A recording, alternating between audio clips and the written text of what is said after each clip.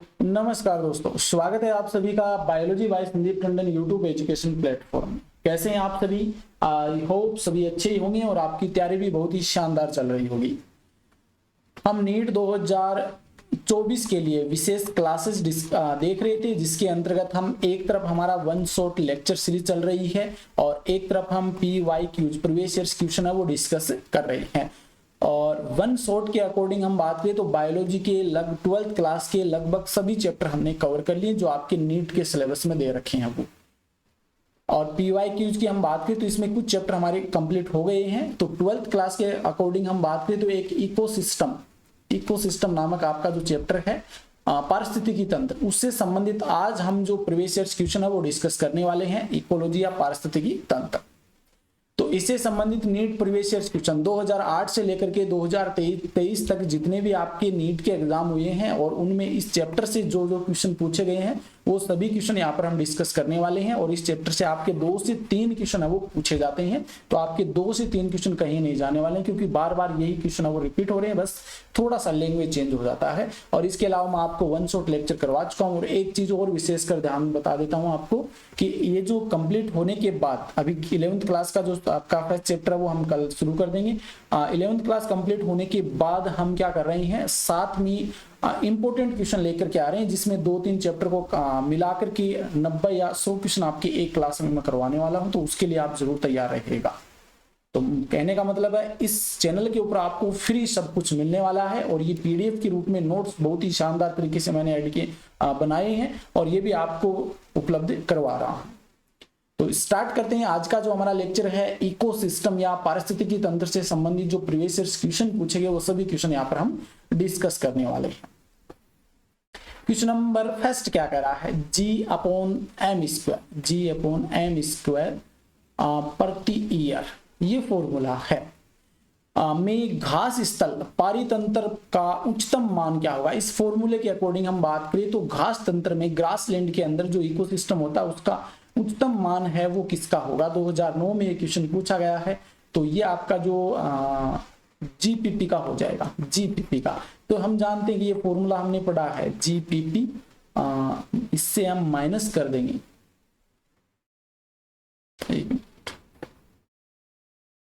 ये चीज हम पढ़े हैं कि सबसे अधिक मान किसका होता है, GPP का होता है, किसकी तुलना में, NPP की तुलना में। ठीक है, और इसमें से हम जो रेस्पायरेशन के अंदर जो उत्पादकता यूज होती है ना, वो निकालने के बाद हमारा NPP प्राप्त होता है। तो अधिक मान किसका होगा, GPP का होगा। तो यही आपका फर्स्ट ऑप्शन है, ये राइट हो जाएगा। सकल प्राथमिक उत्पादन, gross primary productivity, first option right होगा। सेकंड क्वेश्चन देखिए, यहां पर एक आसानी से बाधित होने वाला पारितंत्र जो कुछ समय पश्चात क्षतिपूर्ति कर लेता है। कोई भी पारितंत्र है वो क्या कर रहा है, कोई भी बाहरी जो बायोटिक या एबायोटिक जो भी प्रभावित करने वाले कारक होते हैं, ये कारक क्या करते हैं, उसमें किसी न किसी प्रकार का डिफरेंस पैदा करते हैं और उसको डिफरेंस होने के बाद वो बाधित हो जाता है। फिर वो क्या करेगा, कुछ समय पश्चात अपनी क्षतिपूर्ति वापस अपने आप को रिकवर कर लेता है। जब नष्टकारी कारक रुक जाता है तो वापस क्या कर लिया, रिकवरी कर लेता है। तो इस प्रकार का पारितंत्र होगा। देखिए इस क्वेश्चन को दोबारा से समझिए, बहुत ही अच्छा क्वेश्चन है, ये 2009 में पूछा गया था। कोई भी पारितंत्र है बाहर से किसी भी फैक्टर के द्वारा ये क्या होता है, प्रभावित हो जाता है, बाधित हो जाता है। अभी फैक्टर यहाँ पर नष्ट हो गया तो वापस उसकी ये रिकवरी कर लेता है। तो ये पारितंत्र है, ये किस प्रकार का होता है ये आपको बताना है। तो ये हो जाएगा कम स्थायित्व तथा अधिक लचीलापन प्रकार का पारितंत्र हो जाएगा। ऑप्शन फर्स्ट आपका राइट होगा। क्वेश्चन नंबर थर्ड है, जल कर्मक में पादपों का सही अनुक्रम क्या होगा। जल कर्मक मतलब वाटर सक्सेशन, या इसे हम कहते हैं हाइड्राज सक्सेशन या जलीय अनुक्रमण बोल देते हैं इसे। तो जलीय अनुक्रमण में पादपों का सही क्रम क्या होगा। 2010 में ये क्वेश्चन पूछा गया है। तो यहाँ पर देखिए सबसे पहले हम बात कर चुके हैं कि सबसे पहले फाइटोप्लैंक्टन्स आते हैं, फिर जूप्लैंक्टन्स आते हैं, फिर बिना जड़ वाले पादप जो ऊपर तैरते रहते हैं वो प्लांट आते हैं। ठीक है, जूप्लैंक्टन्स तो हम इसमें शामिल नहीं करेंगे क्योंकि पादपों की बात कर रही हैं। तो फाइटोप्लैंक्टन यानी कि पादप पलवक। ठीक है, पादप पलवक के बाद में हम बात करें तो यहाँ पर आपके जो बिना जड़ वाले तैरने वाले पादप आ जाएंगे, तैरने वाले। फिर जड़ वाले पादप आ जाएंगे। तो इस प्रकार से होता है ये। तो पादप पल्लवक में हम किसको शामिल करेंगे, इसके अकॉर्डिंग हम बात करें। देखिए पिस्टिया, ओक और वोल्वक्स। तो यहाँ पर वोल्वक्स क्या होता है, एक सवाल होता है, तो इसमें हम शामिल कर सकते हैं। फिर हाइड्रेला है, फिर पिस्टिया है, सिप्रम है, लेंटाना है और ओक है। तो ऑप्शन फर्स्ट आपका राइट हो जाएगा, ये याद रख लेना, इस सीक्वेंस पूछी जा सकती है। 4 नंबर का क्वेश्चन है, अधोलिखित में से कौन सा जीव तालाब पारितंत्र में से एक से अधिक पोषण स्तर को घेरता है। नीचे दिए गए इनमें से आपको बताना है जो पोंड इकोसिस्टम है उसमें कौन सा जीव है जो तालाब पारितंत्र में एक से अधिक पोषण स्तर को घेरता है। पोषण स्तर मैं बता चुका हूं कि किसी भी जीव का जो स्थान होता है ना, जैसे यहां पर हम बात करें ये ग्रास है, ग्रास को खाया हिरण ने, मतलब, और हिरण को खाया लोमड़ी ने, और लोमड़ी को खा लिया किसने, शेर ने। तो ये जो लोमड़ी है, ये हिरण, ये अपने आप में क्या है, एक पोषण स्तर का काम करते हैं। तो यहाँ पर इनमें से कोई एक जीव ऐसा मान लीजिए, ये तो हमने ग्रासलैंड की बात की है, तो ये जलीय या पोंड इकोसिस्टम की बात करें तो वहां पर एक से अधिक पोषण स्तर को घेरने वाला जीव कौन सा है। मछली होगी, जंतु पलवक होंगे, मेंढक होंगे या पादप पलवक होंगे। तो 4th ऑप्शन की हम बात करें तो यहाँ पर मछली हो सकती है, मछली हो सकती है, क्योंकि मछली को है वो अलग अलग जीव ग्रहण कर सकते हैं, और मछली क्या करती है, जो जंतु पलवक होते हैं इनको ग्रहण कर सकते हैं। तो इस प्रकार से एक से अधिक पोषण स्तर को घेरता है मछली जो होती है। छोटी मछलियां होती है, फिर बड़ी मछलियां हो जाएगी, इस प्रकार से होता है। तो ये मैंने अच्छे से आपको समझाया है, तो उस लेक्चर को जरूर देख लें। यहाँ पर हम डिटेल से समझेंगे ना तो हमारी क्लास बहुत ज्यादा लंबी हो जाएगी, क्योंकि प्रीवियस ईयर सभी क्वेश्चन हमें यहाँ पे करने हैं। निम्न में से कौन सा एक जैविक समुदाय का लक्षण है, जैविक समुदाय का लक्षण कौन सा है इनमें से, ये बताना है। 5th नंबर के क्वेश्चन की हम बात करें, देखिए लिंग अनुपात, जन्म दर और मृत्यु दर, ये हम पढ़ चुके हैं। ये जो पीछे जो हमारा ऑर्गेनिजम्स एंड पॉपुलेशन वाला जो चैप्टर पढ़ा था उसमें पॉपुलेशन के लक्षण आते हैं, लेकिन स्त्रीकरण जो होता है ये आपका इसी का हो जाएगा, स्ट्रेटिफिकेशन जैविक समुदाय का। 6 नंबर का क्वेश्चन है, वह जैव भार जो शाकाहारी और अपघटकों के बीच उपयोग के लिए उपलब्ध होता है, वह जैव भार बायोमास जो शाकाहारी और अपघटकों के उपयोग के लिए उपलब्ध होता है, तो वह क्या कहलाता है, ये बताना है। 2010 में ये क्वेश्चन पूछा गया है। देखिए यहाँ पर शाकाहारी है या अपघटकों को जो प्राप्त होता है, देखिए सबसे पहले क्या होता है, जीपीपी बनता है, ग्रोथ प्राइमरी प्रोडक्टिविटी। अब इसमें शोषण होता है, किसी भी प्लांट या एनिमल्स की बात करें तो उसमें रेस्पायरेशन होने के बाद में, जैसे यहाँ पर ये प्लांट मान लीजिए, प्लांट क्या करते हैं, फोटोसिंथेसिस के द्वारा जीपीपी प्राप्त करते हैं। अब आप सभी को पता प्लांट में रेस्पायरेशन होता है, तो रेस्पायरेशन हम इनमें से माइनस कर देंगे तो पीछे क्या बच जाता है, पीछे बच जाता है आपका एनपीपी, नेट प्राइमरी प्रोडक्टिविटी। तो रेस्पायरेशन निकालने के बाद पीछे क्या बचेगा, नेट प्राइमरी प्रोडक्टिविटी, वो इस शाकाहारी अपघटकों के लिए उपयोगी होती है। तो ऑप्शन सेकंड आपका यहाँ पे राइट हो जाएगा, शुद्ध प्राथमिक उत्पादकता। 2010 में ये क्वेश्चन पूछा गया। 7 नंबर का क्वेश्चन है, नीचे दिए गए 4 कथन है, ABCD का अध्ययन करना, उनमें से 2 सही कथनों का चुनाव करना है। और नीचे इसके लिए क्या दे रखे हैं, कोड दे रखे हैं, इन कोड के अकॉर्डिंग आपको आंसर बताना है। देखिए एक शेर जो हिरण को खाता है और एक चिड़िया जो दाना खाती है, वे पारिस्थितिकी दृष्टि से समान उपभोक्ता है। एक शेर है, ये क्या करता है, ये शेर ऊपर कर देते हैं, हिरण को खाता है, और एक जो चिड़िया है ये क्या करती है, ये दाने को खाती है। और यहां पर कह रहा है कि वे पारिस्थितिकी दृष्टि से समान उपभोक्ता है, समान उपभोक्ता है, ये यहां पर कहा गया है। सही कथन बताने, तो यहां पर देखिए पारिस्थितिकी दृष्टि से हम बात करें तो दोनों समान उपभोक्ता हो जाएंगे, क्योंकि दोनों ही क्या है, कंज्यूमर्स होते हैं। परभक्षक तारा मछली कुछ अकशेरुकियों की जातीय विविधता को बनाए रखने में सहायता करती है। परभक्षक तारा मछली कुछ अकशेरुकियों की जातीय विविधता को बनाए रखने में सहायता करती है। परभक्ष अंततः शिकार को विलुप्त कर देते हैं। परभक्षक अंततः क्या करते हैं, शिकार को विलुप्त कर देते हैं, क्योंकि विलुप्त कर देंगे तो खुद भी नष्ट हो जाएंगे ना, इसलिए यह गलत हो जाएगा। पादपों द्वारा निकोटिन, स्ट्राइकनिन जैसे रसायनों का उत्पादन कर उनके उपापचय विकार होते हैं, तो ये भी गलत है और ये भी गलत है। तो यहाँ पर ऑप्शन आपका फर्स्ट सही हो जाएगा, ए और बी ये दोनों सही हैं। 2010 में क्वेश्चन पूछा, ये इंपॉर्टेंट क्वेश्चन है, देखिए यहां से क्वेश्चन आपका पूछा जा सकता है अभी भी। निम्नांकित में से कौन सा एक वृक्ष बाहुल्य वानस्पतिक तंत्र में संख्या के स्तूप को प्रदर्शित करता है? इनमें से कौन सा है? ये ए है, ये बी है, ये सी है और ये डी है। 2010 में पूछा गया इनमें से कौन सा है जो संख्या के पिरामिड को इंगित करता है? संख्या के पिरामिड को इंगित करता है।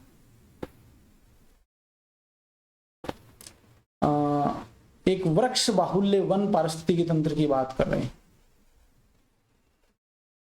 हाँ, इसके ऊपर पेड़ पौधे भी बहुत सारे होंगे, ये पेड़ पौधे होंगे ना बहुत सारे। एक मिनट, थोड़ा सा इसको समझने का प्रयास करते हैं हम। कौन सा होगा?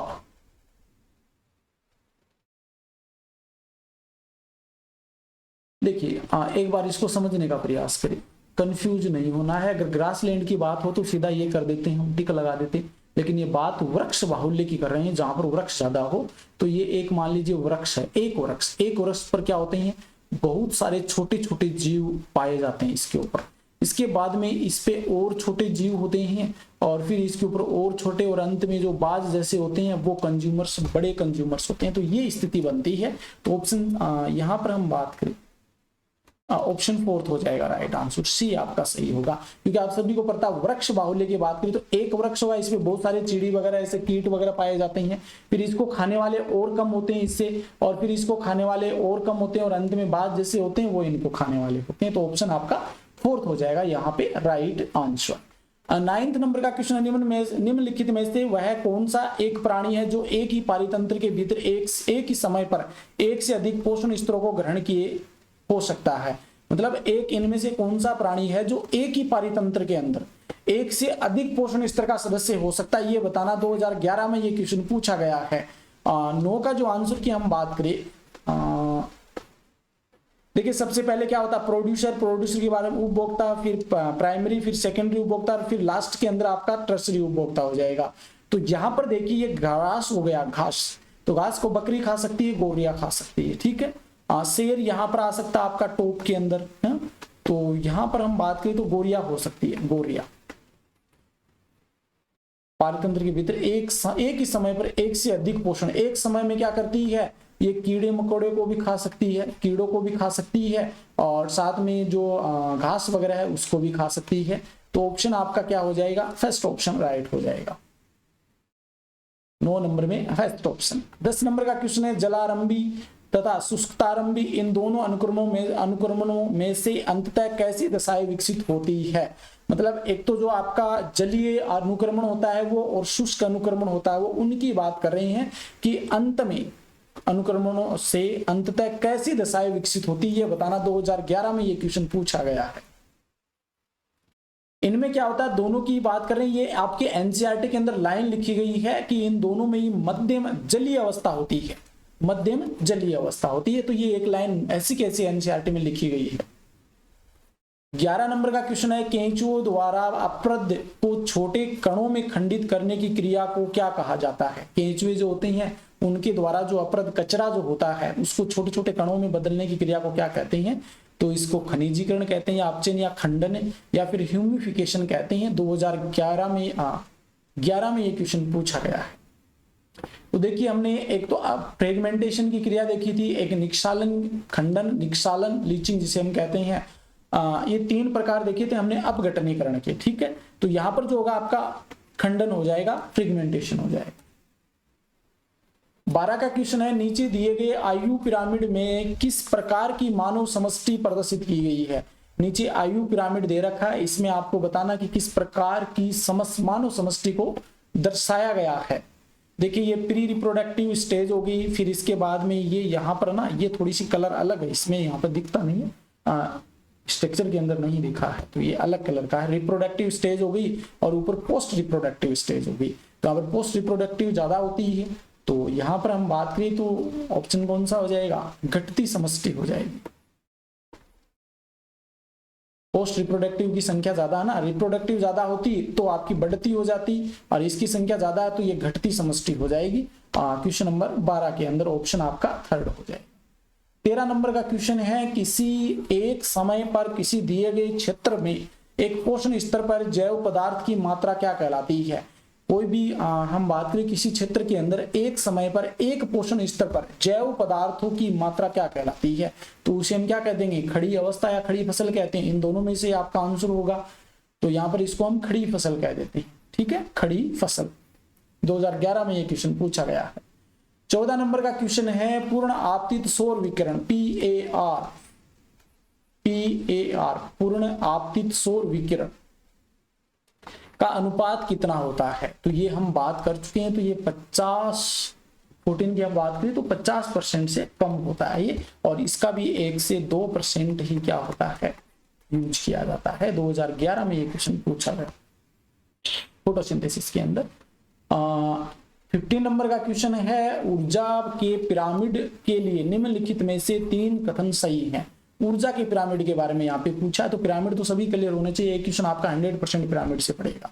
ऊर्जा के पिरामिड के लिए निम्नलिखित में से 3 कथन सही हैं और 1 कथन गलत है। बताइए कौन सा कथन गलत है, मतलब 3 सही है 1 गलत, कौन सा ये बताना है। 2011 में ये क्वेश्चन पूछा गया है। देखिए इसका आधार चौड़ा होता है, इसकी जो स्थिति होगी ना हमेशा ये सीधा ही होगा, ऐसा मानिए ये हमेशा सीधा ही होगा। तो आधार चौड़ा होता है, ठीक है। इससे विभिन्न पोषण स्तरीय प्राणियों के ऊर्जा अंश का पता चलता है, मतलब किसको कितनी ऊर्जा प्राप्त हो रही है ये पता चलता है। तो ये 10% रूल है ना, आपको याद होना चाहिए। ये भी ठीक है, ये भी ठीक है। ये आकार में प्रतिलोमित, उल्टा थोड़ी होता प्रतिलोमित, ये गलत हो जाएगा। ये हमेशा सीधा होता है, ये आकार में सीधा या खड़ा या ऊर्ध्वाधर होता है। तो ऑप्शन 3 गलत है और यही आपका सही आंसर हो जाएगा। ठीक है, अब बात करते हैं नेक्स्ट क्वेश्चन की, क्वेश्चन नंबर 16। पारितंत्र में निम्नलिखित में से कौन सा एक है जो गैसीय जैव भू रासायनिक चक्र नहीं है। इकोसिस्टम के अंदर इनमें से कौन सा एक है जो गैसीय जैव भू रासायनिक चक्र नहीं है, मतलब इनमें से कौन सा जो गैसीय चक्र है ये बताना। देखिए सल्फर चक्र क्या होता है, गैसीय होता है क्या, फोस्फोरस चक्र है, नाइट्रोजन चक्र है, कार्बन चक्र है। 2012 में ये क्वेश्चन पूछा गया CBSE प्री, कौन सा होगा यहाँ पर जो गैसीय जैव रासायनिक चक्र नहीं है।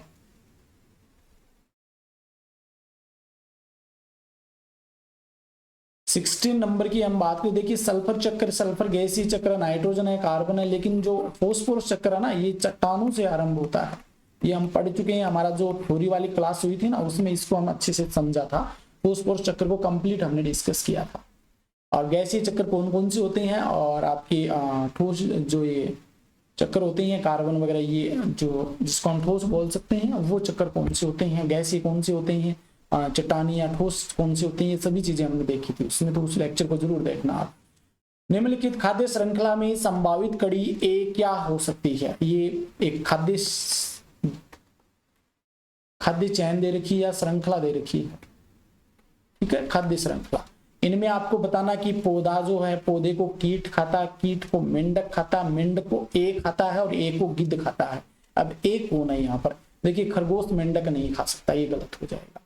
भेड़िया मेंढक खा सकता है, तोता मेंढक नहीं खा सकता, ये 2 तो यहाँ पर गलत हो गए। एक दे रखा नाग यानी कि सांप। तो इनमें से देखिए कौन सा हो सकता है। भेड़िया जो होता है, भेड़िया मेंढक, लेकिन भेड़िया को गिद्ध थोड़ी खा सकता है, अगर मरा हुआ तो खा सकता है लेकिन जिंदे को थोड़ी खा सकता है। लेकिन यहाँ पर नाग, सांप हो सकता है, सांप को खा सकता है गिद्ध, तो यहाँ पर ए की जगह आ जाएगा नाग आ जाएगा या सर्प आ जाएगा। 13 नंबर का क्वेश्चन है, नीचे एक काल्पनिक संख्या वो का पिरामिड दिया गया है। इनमें से विभिन्न स्तरों में से कुछ स्तरों पर किस किस प्रकार के कुछ खास जीवों के होने की संभावना हो सकती है, किस किस प्रकार के किसी खास जीवों के होने की संभावना हो सकती है ये बताना अलग अलग स्तर पर। 2012 में ये क्वेश्चन पूछा गया और नीचे ऑप्शंस के अकॉर्डिंग आपको इसका आंसर देना।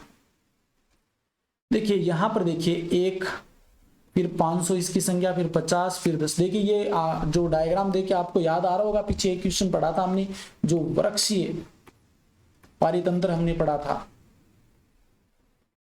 पारितंत्र पढ़ा था, वृक्षीय पारितंत्र, ठीक है ना, वो थोड़ा सा याद कर लीजिए। प्राइमरी प्रोड्यूसर है, primary consumer, secondary consumer, tertiary consumer. इसको एनर्जी है 1000, सॉरी इसकी संख्या 1 है, इसकी संख्या 500, फिर इसकी 50 और इसकी 10 कम होती जा रही है और इसकी ज्यादा है। तो देखिए पीसी स्तर पर यहां पर हम बात करें क्वेश्चन नंबर 18 की।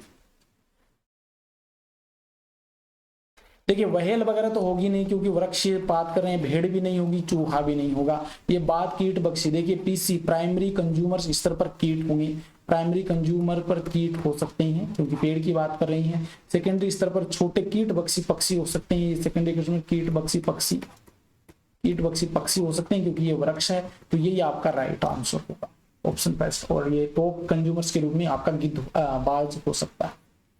19 नंबर का क्वेश्चन है, निम्नलिखित में से वह कौन सा एक है जो पारिस्थितिकी तंत्र की कोई कार्यात्मक इकाई नहीं। इनमें से कौन सी एक है जो कार्यात्मक स्तर पारिस्थितिकी तंत्र की, इकोसिस्टम की कार्यात्मक इकाई नहीं है, ये बताना। तो कार्यात्मक इकाई हमने 3 पढ़ी थी, एक तो एनर्जी फ्लो हमने पढ़ा था, प्रोडक्टिविटी पढ़ी थी, और एक पढ़ा था हमने डीकंपोजिशन। ठीक है, ये तीनों पढ़े थे।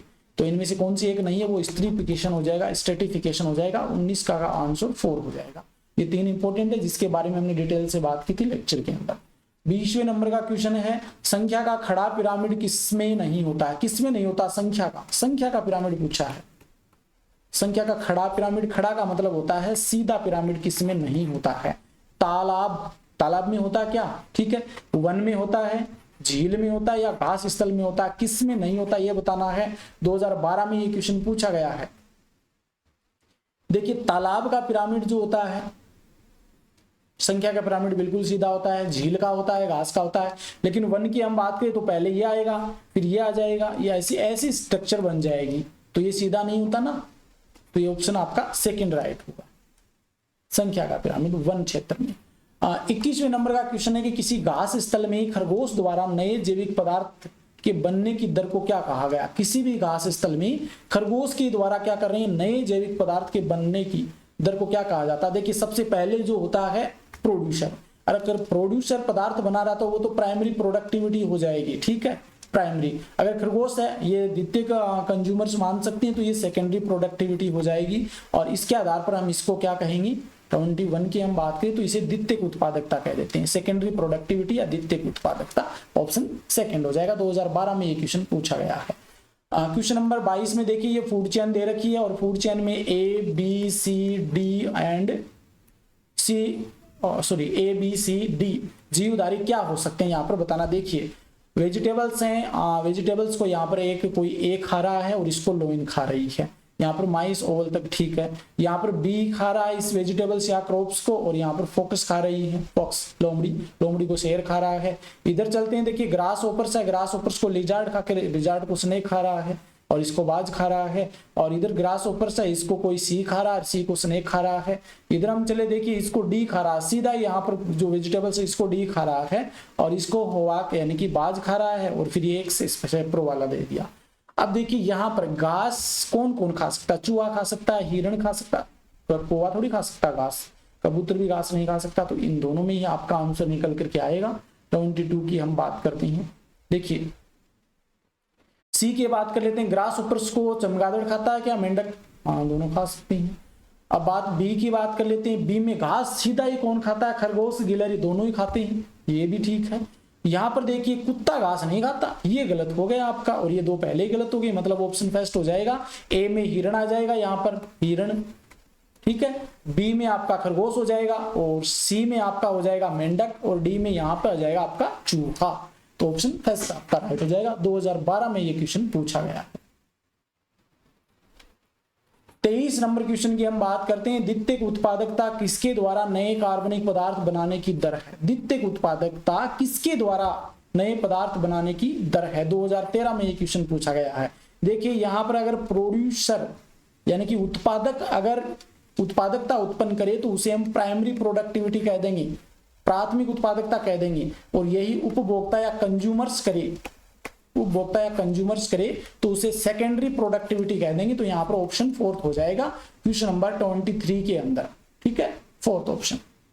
25 की हम बात करते हैं, फोस्फोरस का प्राकृतिक भंडार कौन सा। फोस्फोरस का प्राकृतिक भंडार नीट 2013 में पूछा गया, जीवाश्म है, समुद्री जल है, प्राणी अस्थियां है या सेल है। देखिए ये तीनों में कंफ्यूज कर दिया है, और आपको सबसे प्रमुख भंडार आपको बताना है। तो चट्टानें होती हैं सबसे प्रमुख, वैसे होता तो प्राणी अस्थियों में भी होता फोस्फोरस, जीवाश्म में भी होता है, लेकिन सबसे इंपॉर्टेंट होगा सेल, चट्टानें। 25 नंबर का क्वेश्चन है, अपघटन के दौरान घटित होने वाली कौन सी प्रक्रिया का सही वर्णन किया गया है। अपघटन के समय यहाँ पर कौन कौन सी घटना होती है वो पता होना चाहिए आपको। 2013 में क्वेश्चन पूछा गया है, सही कौन सी घटना को मिलान किया गया ये बताना है।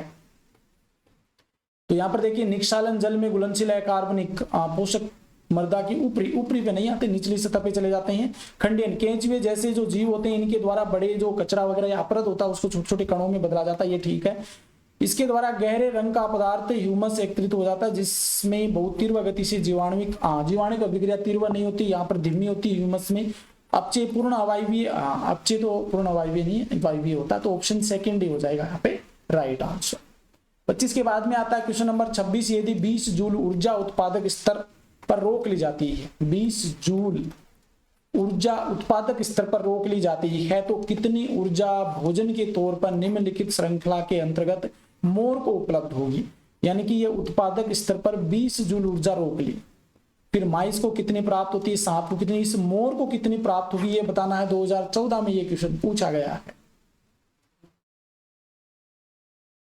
देखिए यहां पर जो सही आंसर होगा ना वो ऑप्शन थर्ड हो जाएगा। कैसे निकालोगे आप, 10% वाला रूल यहां पर लागू करना है, ठीक है। इसके पास 20 जूल ऊर्जा है, ठीक है, तो इसको हम 10% रूल के अकॉर्डिंग निकालेंगे ना, 10/100 20, तो बिंदी से बिंदी, ये बिंदी से बिंदी कट गई, कितनी आ गई, 2 आ गई। अब 2 किसको, इस माइस को प्राप्त होती है। अब क्या करेंगे, 10% और निकालेंगे, 10/100 × 2, ठीक है। अब इस बिंदी से इस बिंदी काट देंगे, अब इसमें भाग देंगे तो 0.2 किसको प्राप्त होती है, सांप को 0.2 प्राप्त होती है। अब ये क्या करेंगे हम, 10/100 × 0.2। अब यहाँ पर 0.2 ना, इस पॉइंट को हटाने के लिए क्या करेंगे, एक बिंदी और लगा देंगे, एक बिंदी इससे काट देंगे। अब ये 2 बच गया और 2 में हम 100 का भाग देंगे तो 0.02 आ जाएगा, और ये 0.02 जो होती है ये एनर्जी प्राप्त होती है मोर को, तो ऑप्शन आपका 3 हो जाएगा राइट। 2014 में ये क्वेश्चन पूछा गया, बहुत ही महत्वपूर्ण है। 27 नंबर का क्वेश्चन है, एक स्थलीय पारिस्थितिकी तंत्र में फॉस्फोरस चक्र का सरलीकरण मॉडल दिया गया, जो आपके एनसीईआरटी में डायग्राम दे रखा है उसी प्रकार का है, जिसमें 4 खाली जगह है ए से डी, उनको पहचान करनी है। 2014 में क्वेश्चन पूछा गया, ए पे क्या होगा, बी पे क्या होगा, सी पे क्या होगा, डी पे क्या होगा। ये आपके एनसीईआरटी में डायग्राम दे रखा है, और मैंने जब पढ़ाया था उसमें भी आपको बताया था कि ये डायग्राम आपका क्लियर होना चाहिए। देखिए यहाँ पर जो होगा, देखिए सॉल्यूशन चट्टान है, बी पे तो चट्टान हो जाएगा आपको, चट्टान, बी पे चट्टान, देखिए कहां पर है, बी पे चट्टानी खनिज हो गया ना, चट्टानी खनिज जी, चट्टान हो गई, ठीक है। अब सोयल सॉल्यूशन होता है, इसके कारण क्या होता है, इधर इसको ग्रहण किया जाता है, ग्रहण कौन करता है, उत्पादक करते हैं ना, तो यहां पर सी में हो जाएगा उत्पादक, सी में क्या हो जाएगा उत्पादक।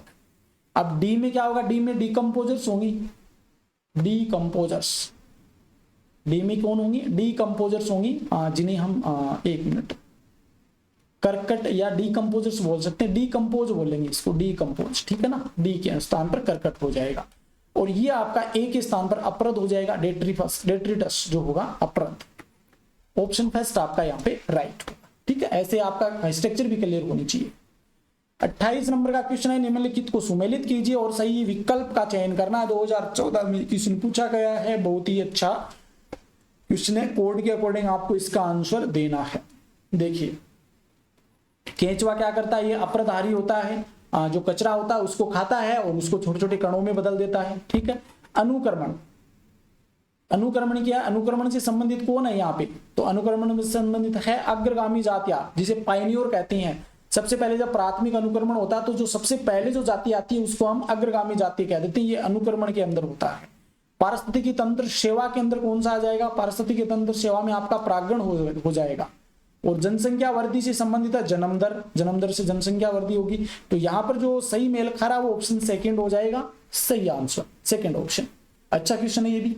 2015 की हम बात कर लेते हैं, एआईपीएमटी 2015 में ये क्वेश्चन पूछा गया, एक समय विशेष पर किसी पोषक स्तर पर जीवित पदार्थ की मात्रा क्या कहलाती है। एक समय विशेष पर किसी पोषक स्तर पर जीवित पदार्थ की मात्रा क्या कहलाती है। नेट प्राथमिक उत्पादकता, खड़ी फसल, सकल प्राथमिक उत्पादकता या खड़ी अवस्था, तो ये हम बात कर चुके हैं, इसको हम खड़ी फसल कहते हैं। 29 का जो आंसर हो जाएगा ऑप्शन सेकंड होगा, खड़ी फसल। 30 नंबर का क्वेश्चन है, जैव समुदाय में विभिन्न स्तरों पर रहने वाली विभिन्न जातियों के ऊर्ध्वाधर वितरण को क्या कहा जाता है? जैव समुदाय में विभिन्न स्तरों पर, जैव समुदाय में विभिन्न स्तरों पर रहने वाली विभिन्न जातियों के ऊर्ध्वाधर वितरण को क्या कहते हैं? ऊर्ध्वाधर वितरण को क्या कहा जाता है? सूची स्तंभ। 2015 में क्वेश्चन पूछा गया। देखिए 30 का आंसर जो होगा यहाँ पर हो जाएगा आपका स्तरण, स्ट्रेटिफिकेशन कह दे। 31 नंबर का क्वेश्चन है, द्वितीय का अनुक्रमण कहाँ होता है? द्वितीय का अनुक्रमण कहाँ होगा? नए बनाए तालाब में, नए ठंडे लावा में, नगन चट्टान पर या अवक्रमित वन पर। 2015 में क्वेश्चन पूछा गया, अच्छा क्वेश्चन है और ये हम बात कर चुके हैं, ये उपभोक्ता के अंदर ही होता है। तो अवक्रमित जो वन होते हैं ना, उसमें होता है आपका द्वितीय का अनुक्रमण। अवक्रमित वन कौन से? जैसे बाढ़ आ गया, मतलब बाढ़ आ गया। इसके अलावा हम बात करें तो जंगल के अंदर आग लग गई जिससे पूरी वनस्पति नष्ट हो गई, और फिर जो वहां पे जो वन पैदा होते हैं उसको हम द्वितीय अनुक्रमण कहते हैं, सेकेंडरी अनुक्रमण, जो अवक्रमित वन में होगा। 32 नंबर का क्वेश्चन है, एक परितंत्र में प्रकाश संश्लेषण के दौरान कार्बनिक पदार्थ की उत्पादन की दर को क्या कहते हैं?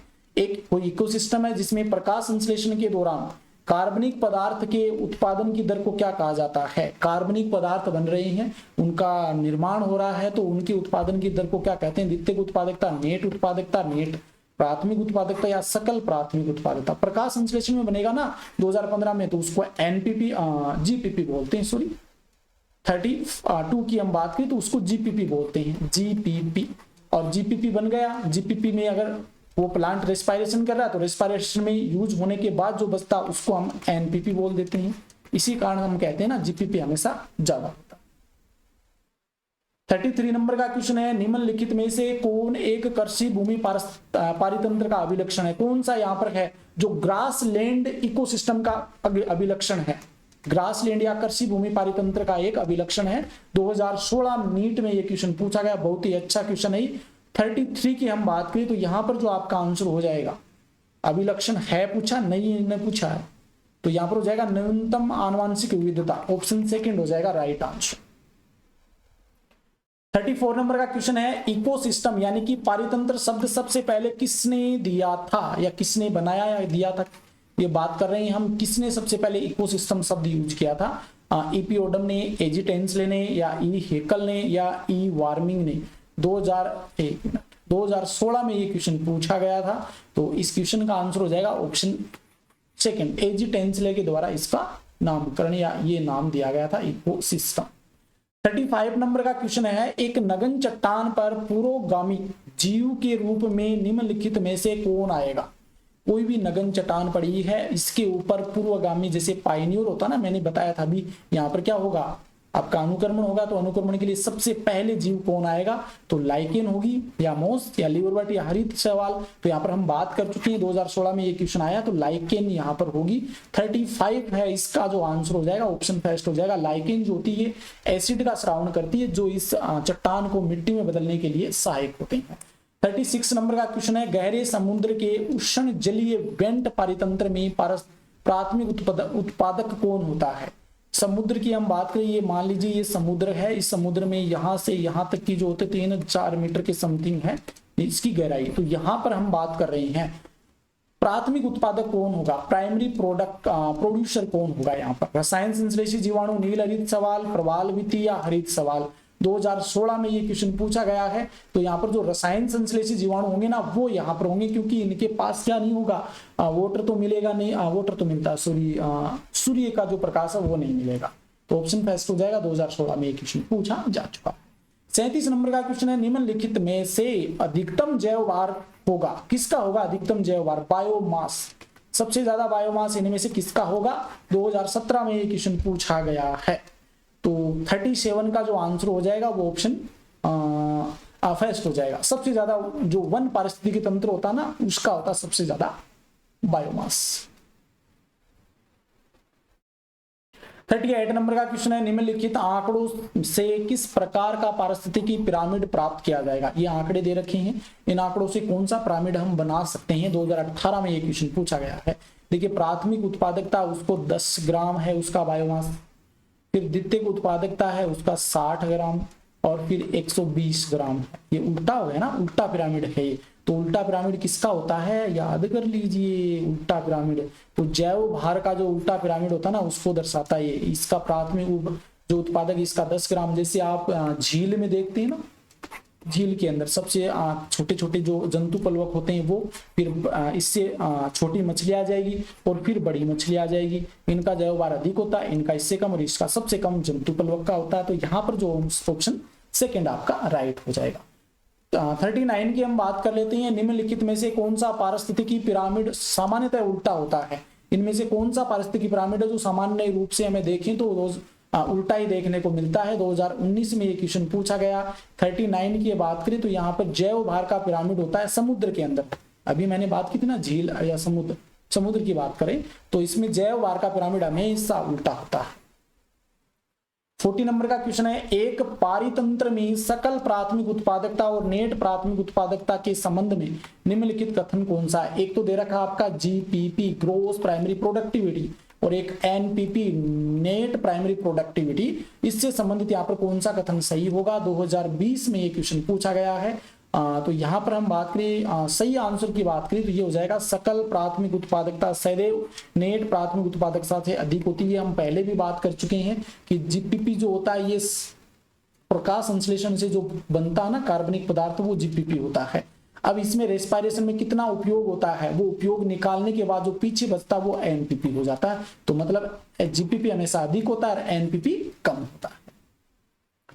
41 नंबर का क्वेश्चन है, घास भूमि पारितंत्र ग्रासलैंड इकोसिस्टम में पोषी स्तरों के साथ जातियों का सही उदाहरण को सुमेलित करना। एक तरफ पोषी स्तर दे दिए ग्रासलैंड से संबंधित और एक तरफ उनके आगे जो ये गिद्ध दे रखा, ठीक है, एक तरफ उनकी जीवों के नाम दे दिए स्पीसीज के। तो आंसर बताना है सही मेल करके कोड के अकॉर्डिंग। 2020 में क्वेश्चन पूछा गया है।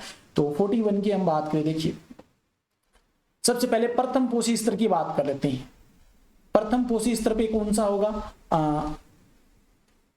प्रथम पोषी स्तर पे इनमें से कौन सा होगा, तो घास होगा, प्रोड्यूसर होगा प्रथम पोषी स्तर पे, तो यह आ जाएगा। अब द्वितीय घास को कौन खा सकता है, यहाँ पर खरगोश खा सकता है ना घास को। द्वितीय पोषी स्तर पर कौन होगा, बी में, तो खरगोश आ जाएगा द्वितीय पोषी स्तर, क्योंकि इसको घास को खरगोश खा सकता है। अब तृतीयक पोषी स्तर की हम बात करते हैं तो तृतीयक पोषी स्तर पर कौन होगा, तृतीयक पोषी स्तर पर कौवा हो जाएगा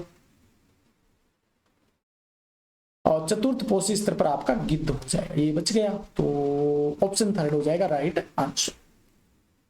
41 के बाद में 42 नंबर का क्वेश्चन है, समीकरण जीपीपी माइनस आर एनपीपी में आर किसे निरूपित करता। कितनी बार बता चुका हूं ये कि जीपीपी है जो टोटल प्रकाश संश्लेषण के द्वारा जो कार्बनिक पदार्थ बनता है वो, और इसके बाद में रेस्पिरेशन के अंदर कितनी हम यूज कर लेते हैं, रेस्पिरेशन में कितनी हानि होती है वो, और इसके बाद में जो बचता वो एनपीपी हो जाएगा। 2021 में क्वेश्चन पूछा गया तो श्वसन हानि हो जाएगी 3 नंबर।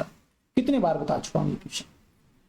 43 नंबर का क्वेश्चन है, निम्नलिखित में से कौन सा कथन सही नहीं है। इनमें से कौन सा जो कथन सही नहीं है वो बताना। 2021 में क्वेश्चन पूछा गया है। तो 43 की हम बात करते हैं, इनमें से कौन सा क्वेश्चन है जो सही नहीं दे रखा है, गलत की पहचान करनी है। ऊर्जा का पिरामिड सदैव सीधा होता है, ठीक है। एक घास भूमि पारितंत्र में संख्या का पिरामिड सीधा होता है, ये भी बिल्कुल सही है। समुद्र में जैव भार का पिरामिड साधारणतः उल्टा होता है, ये भी बिल्कुल सही है, क्योंकि बायोमास का समुद्र के अंदर पिरामिड हमेशा उल्टा होता है। समुद्र में जैव भार का पिरामिड सदैव क्या होता है, सीधा होता है, ये गलत हो जाएगा, ऑप्शन फर्स्ट गलत है। 44 का है, कार्बन नाइट्रोजन फॉस्फोरस और कैल्शियम जैसे पोषकों की मृदा में मात्रा किसी दिए गए समय में कैसे संदर्भित की जाती है। कार्बन नाइट्रोजन फॉस्फोरस कैल्शियम जैसे पोषक पदार्थ हैं, इनकी मृदा में मात्रा कैसे संदर्भित की जाती है। 2021 में क्वेश्चन पूछा गया है। तो 44 की हम बात करें तो 44 का आंसर यहाँ पर क्या हो जाएगा, सेकंड ऑप्शन हो जाएगा, स्थायी अवस्था के अंदर। अब 45 का है, डेट्रिटिवोरस अपरद को छोटे कणों में तोड़ देते हैं, अपरद को छोटे कणों में तोड़ देते हैं, ये प्रक्रिया क्या कहलाती है। केंचुए के द्वारा तोड़े जाते हैं, आपके एनसीईआरटी में दे रखा है, तो इसे हम विखंडन कह देते हैं, फ्रेगमेंटेशन कह देते हैं, ऑप्शन फर्स्ट हो जाएगा। 46 की हम बात कर लेते हैं, निम्नलिखित में से कौन फॉस्फोरस चक्र में तेज करेगा। इनमें से कौन सा है जो फॉस्फोरस चक्र को तेज करेगा, फॉस्फोरस चक्र को बढ़ा देगा, वो कौन सा है इनमें से। तो 46 का आंसर यहां पर हो जाएगा आपका सेकंड, चट्टानों का अगर तेजी से अक्षय होगा ना, अक्षय मतलब विघटन, तो उससे क्या हो जाएगा, फॉस्फोरस चक्र वो तेजी से होगा, फॉस्फोरस हमें अधिक मात्रा में प्राप्त हो जाएगा। ये कितने का था, 46 के बाद में 47। नीचे दो कथन दिए गए हैं 2022 के क्वेश्चन पूछा गया ये, इन कथनों का आपको पढ़ना और कथन के अकॉर्डिंग बताना है कि कौन सा आंसर आपका सही होगा। अपघटन एक ऐसी प्रक्रिया है जिसमें सूक्ष्म जीवों द्वारा अपरद को सरल पदार्थों में विघटित किया जाता है, ये बिल्कुल सही है। यदि अपरद लिग्निन और काइटिन से भरपूर है, लिग्निन आपकी सेल वॉल में पाया जाता है प्लांट्स के अंदर, और काइटिन कवकों की सेल वॉल में होता है, तो अपघटन तेज होगा, ये गलत हो जाएगा। अगर लिग्निन और काइटिन होगा ना तो अपघटन बहुत ही धीमा होगा, ठीक है। तो पहला सही है और दूसरा गलत है, तो यहां पर हम बात करते हैं कि फर्स्ट सही है और सेकंड गलत, तो ऑप्शन सेकंड आपका राइट हो जाएगा। 47 के बाद में आता है आपका 48 नंबर का क्वेश्चन, निम्नलिखित में से कौन सा कथन सही नहीं है, ये बताना है। 2023 में, मतलब पिछले वर्ष आपके ये क्वेश्चन पूछा गया है, कौन सा सही नहीं है ये बताना है। देखिए, सीवेज प्रदूषित जल निकाय में कार्बनिक पदार्थों के जैव निम्नीकरण में शामिल सूक्ष्म जीव बहुत अधिक ऑक्सीजन का उपयोग करते हैं, जिससे जलीय जीवों की मृत्यु हो जाती है, ये बिल्कुल ही सही है आपका। बी दे रखा है, पानी में कार्बनिक पदार्थों की अधिकता के कारण शैवाल खिलने से पानी की गुणवत्ता में सुधार होता है और मत्स्य पालन को बढ़ावा दिया जाता है। 48 इसमें थोड़ा सा डाउट हो रहा है, एक बार आगे देख लेते हैं। जलकुंभी यूट्रोफिक जल निकायों को प्रचुर मात्रा में बढ़ती है और जल निकाय के पारिस्थितिक तंत्र की गतिशीलता में असंतुलन पैदा करती है, ये भी बिल्कुल सही है। कर्मिक ट्रॉफिक स्तरों पर जीवों में औद्योगिक अपशिष्ट जल के कुछ विषाक्त पदार्थों की मात्रा बढ़ जाती है, ये भी सही है। मतलब ऑप्शन सेकंड जो होगा बी, ये आपका गलत हो जाएगा। 49 नंबर का क्वेश्चन है, नीट 2023 में ये 3 क्वेश्चन आए थे आपके नीट 2023 के अंदर, बहुत ही इंपॉर्टेंट है। यहाँ से 2 से 3 क्वेश्चन आपके हर एग्जाम में हर बार पूछे जाते हैं नीट के अंदर। देखिए कौन से कथन सही हैं। डिट्रीवोरस विखंडन करते हैं, बिल्कुल सही है। जो डिकम्पोजर्स होते हैं वो। खनिजीकरण के दौरान कुछ रोगाणुओं द्वारा ह्यूमस को और अधिक निम्नीकृत किया जाता है, ये भी बिल्कुल सही है आपका। पानी में घुलनशील अकार्बनिक पोषक तत्व मिट्टी में चले जाते हैं और लीचिंग नामक प्रक्रिया द्वारा अक्षेपित हो जाते हैं, ये भी बिल्कुल सही है। निक्षालन बोल देते हैं, लीचिंग को क्या बोलते हैं, निक्षालन हिंदी में। अपरद खाद्य श्रृंखला जीवित जीवों से शुरू होती है, ये गलत हो जाएगा क्योंकि अपरद हमेशा अपरद से शुरू होती है, मर्द कार्बनिक पदार्थों से शुरू होती है। तो फर्स्ट सेकंड थर्ड तीनों ही सही है, ऑप्शन फर्स्ट आपका राइट हो जाएगा। आज का हमारा अंतिम क्वेश्चन है क्वेश्चन नंबर 50। समीकरण GPP minus R equal to NPP। देखिए ये अभी 2021 में रिपीट हुआ था, 2022 में और 2023 में वापस आ गया ये। इसका मतलब ये दोबारा भी पूछा जा सकता है। नीट 2023 में ये क्वेश्चन पूछा गया है में GPP, वहां पे R पूछा था, यहाँ पे GPP पूछ लिया। GPP सकल प्राथमिक उत्पादकता है, NPP शुद्ध प्राथमिक उत्पादकता है, R यहाँ पर का, यहीं पे भी R पूछा गया, सॉरी यहीं पे R पूछा गया, GPP दे दिया, NPP दे दिया, R क्या है यहाँ पे ये बताना है।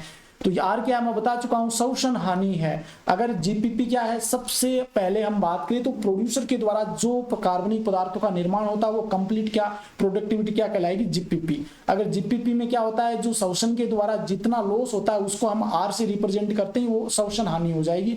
और फिर इसके बाद में जो शेष बचता है उसको एनपीपी कह देते हैं, नेट प्राइमरी प्रोडक्टिविटी। तो इस प्रकार से हमारे इस चैप्टर से, इकोसिस्टम वाले चैप्टर से 50 क्वेश्चन हमने कंप्लीट कर लिए हैं। अगर आपको क्वेश्चन अच्छे लगे हैं, आपके एग्जाम के पॉइंट ऑफ से आपके लिए हेल्पफुल हैं, तो आप इस चैनल को सब्सक्राइब कर लीजिए और वीडियो अच्छा लगा तो लाइक कीजिए और अधिक से अधिक शेयर कीजिए। नोट्स चाहिए तो आप मेरा टेलीग्राम चैनल एंड मेरी वेबसाइट पे लॉगिन कर लेना, जिसके जो लिंक है आपको डिस्क्रिप्शन में मिल जाएगी। आज के लिए इतना ही, धन्यवाद, थैंक यू, शुभ रात्रि।